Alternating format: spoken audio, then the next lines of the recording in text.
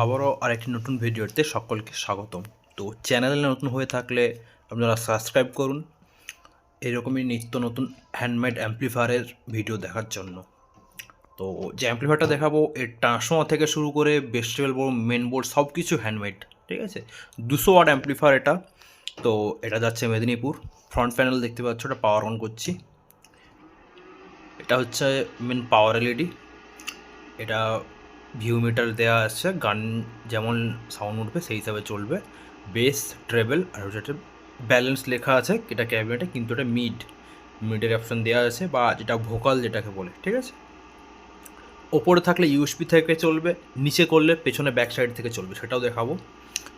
আর একটা ভলিউম আছে। তো ভেতরে ইন্টারনাল ভিউ দেখানোর আগে তো পাওয়ার অফ করে দিচ্ছি, ঠিক আছে। তো তখন আপনারা সাবস্ক্রাইব করে দিন, ভিডিওতে লাইক করুন।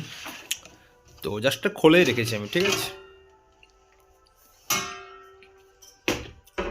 তো দেখতে পাচ্ছ ভেতরটা দেখা যাচ্ছি।